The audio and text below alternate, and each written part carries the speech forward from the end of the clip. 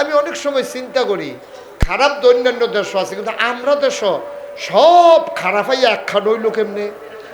আপনি দেখবেন ওখানে রিক্সাওয়ালাতে আরম্ভ করিয়া একবারে টপ টু বটম, একবারে প্রধানমন্ত্রী পর্যন্ত, রাষ্ট্রপতি পর্যন্ত, এই আমরা তারা ভালোটার আগে খারাপটা বুঝে ভালা। এই কারবার কেন হইল?